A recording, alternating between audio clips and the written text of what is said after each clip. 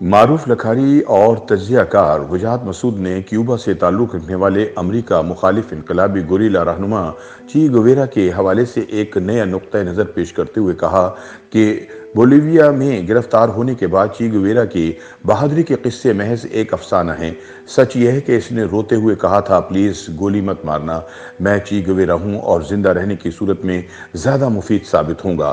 روزنامہ جنگ کے لیے اپنی تازہ تحریر میں وجاہت مسعود کہتے ہیں کہ 1959 میں کیوبا میں انقلاب برپا کرنے کے بعد چی گویرا انقلابی عدالتوں کے سربراہ بنے، جہاں وہ خود ہی استغاثہ جج اور جلاد تھے۔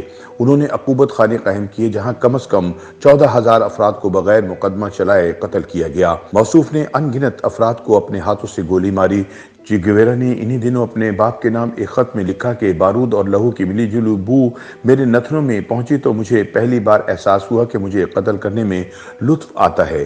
چی گویرا کا قانونی فلسفہ سادہ سا تھا کہ ہمیں یہ نہیں جاننا کہ ملزم سزا کا مستحق ہے یا نہیں، ہمیں صرف یہ معلوم کرنا ہے کہ اسے سزا دینا انقلاب کی ضرورت ہے یا نہیں۔ چی گویرا سمجھتے تھے کہ اخبارات اور آزاد صحافت کے ہوتے ہوئے انقلاب کامیاب نہیں ہو سکتا۔ چی گویرا کے ستم رسیدگان میں صحف عام باشندے اور ہم جنس پرست بھی شامل تھے۔ اسے ذاتی مخالفین کے علاوہ شک کی بنیاد پر قریبی رفقا کو قتل کرنے میں بھی آر نہیں تھی۔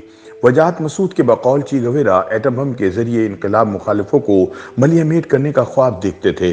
انہیں جمہوریت، شخصی آزادیوں اور انسانی حقوق جیسے لفظوں سے سخت نفرت تھی۔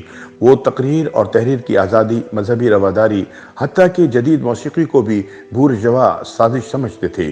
بولیویا میں گرفتاری کے بعد چی گویرا کی بہادری محض ایک افسانہ ہے۔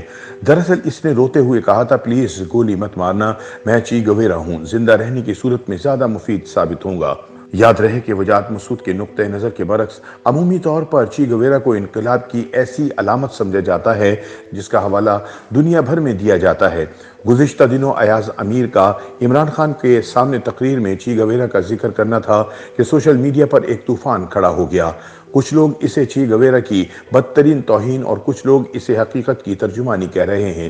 ایسے میں یہ جاننا ضروری ہے کہ چی گویرا کون تھا۔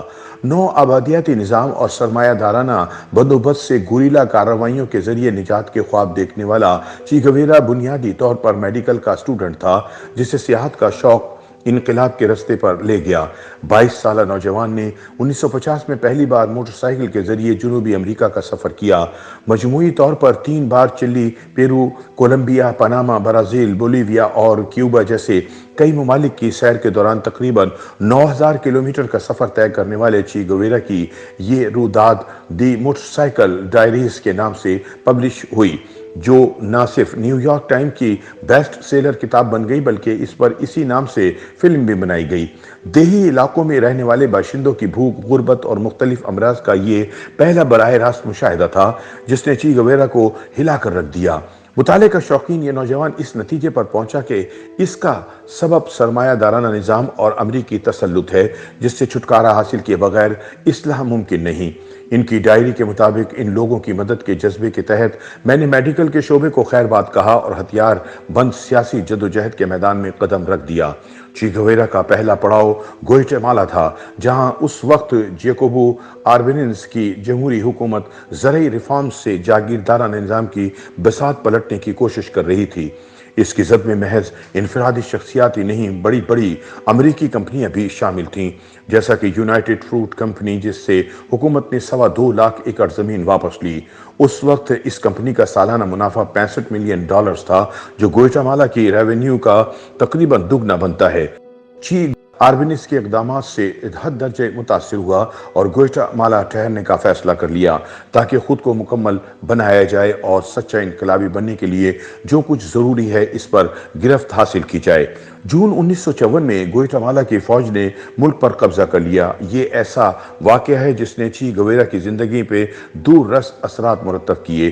وہ سرمایہ دارانہ نظام سے شدید متنفر ہوا، جہاں یونائٹڈ فروٹ نامی ایک پرائیویٹ کمپنی اور CIA کا اشتراک سر عام ایک حکومت کا دھڑن تختہ کر سکتے ہیں۔ انقلابی جدوجہد کے ابتدائی دنوں کے ساتھ ہی اور بعد میں ان کی اہلیہ بننے والی ہلڈا گارڈیا کے بقول یہ گوئٹامالا ہی تھا جس نے اسے سامراج کے خلاف مسلح جدوجہد اور جارحانہ حکمت عملی پر مائل کیا۔ اس دوران چی گویرا کمیونسٹ نوجوانوں پر مشتمل مسلح گروہ کا حصہ بن گیا جس کا مقصد آربینیز کی بحالی کی تحریک چلانا تھی۔ گوئٹامالا میں عوام کے سرد مہری کے عمومی رویے اور اپنی جان کے خطرے کے پیش نظر چی گویرا میکسیکو چلے گئے، جہاں ان کی ملاقات راول کاسٹرو اور ان کے بھائی فیڈرل کاسٹرو سے ہوئی، جو دنیا کو تبدیل کر دینے والی انقلابی دوستی کا نقطۂ آغاز تھی۔ اب چی گویرا کی نظریں کیوبا میں انقلاب پسند تحریکوں پر تھی۔ انہوں نے کاسٹرو کے شانہ بشانہ وہاں کے ڈکٹیٹر بتیستا کے خلاف گوریلا جنگ میں انتہائی اہم کردار ادا کیا۔ کیوبا میں انقلاب کے بعد انہیں نیشنل بینک کی صدارت اور پھر صنعتی شعبے کی وزارت سونپی گئی، لیکن انقلابی روح کو سست رو اصلاحاتی منصوبہ سازی کی نسبت جارحانہ حکمت عملی زیادہ پسند تھی۔ کاسٹرو کو لکھے گئے ایک خط میں وہ کہتے ہیں، مجھے لگتا ہے کہ میں نے اپنے فرض کا وہ واحد حصہ ادا کر دیا جس نے مجھے کیوبا کی سرزمین اور انقلاب سے باندھ کر رکھا تھا۔ اب وہ دنیا کے دیگر علاقوں میں انقلابی تحریکوں کا حصہ بننا چاہتے تھے۔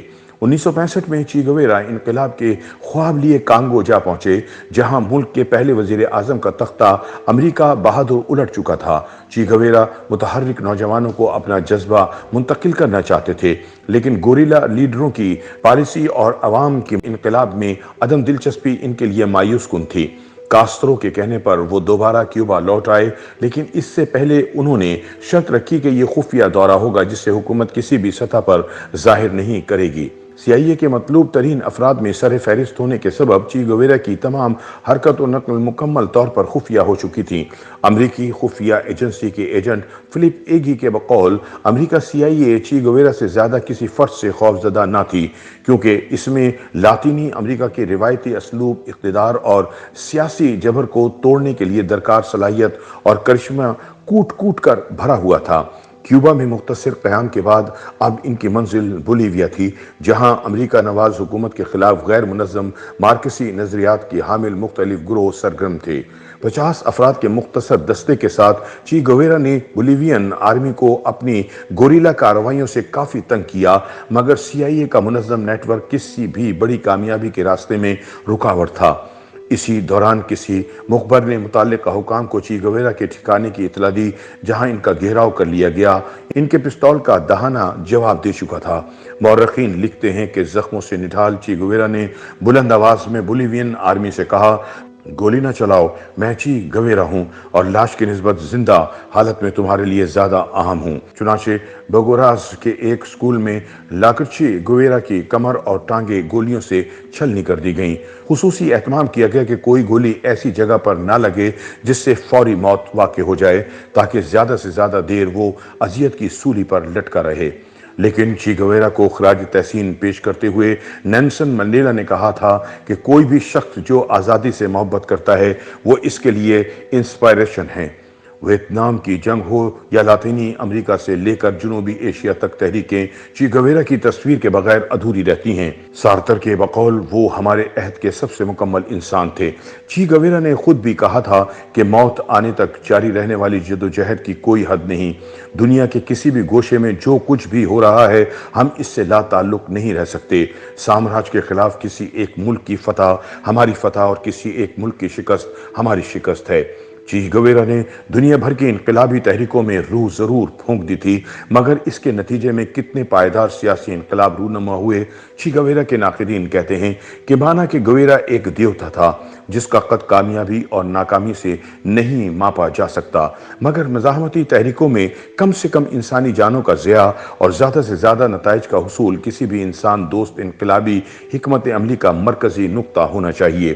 دوسری جانب سے اس کے برعکس چی گویرا پر خود 14,000 سے زائد لوگوں کو قتل کروانے کا الزام تھا، جنہیں وہ انقلاب کے راستے کی رکاوٹ سمجھتے تھے۔ پاکستان کی تاریخ اور موجودہ سیاسی تناظر میں نجات دہندہ یا انقلابی سے زیادہ جمہوری نظام میں تسلسل کی ضرورت ہے۔ اس نظام میں خامیوں سے انکار نہیں، مگر چلے گا تو ادراک اور صحیح کا مرحلہ آئے گا۔ YouTube पर गूगली न्यूज देखने के लिए youtube.com की सर्च बार में गूगली न्यूज टीवी टाइप करें। गूगली न्यूज के पेज पर सुर्ख रंग के सब्सक्रिप्शन वाले बटन पर क्लिक करना ना भूलिए। YouTube पेज पर अपलोड होने वाली वीडियोस से बाखबर रहने के लिए बेल आइकन पर क्लिक कीजिए। आपको हर नई वीडियो के बारे में नोटिफिकेशन मौसूल हो जाएगा।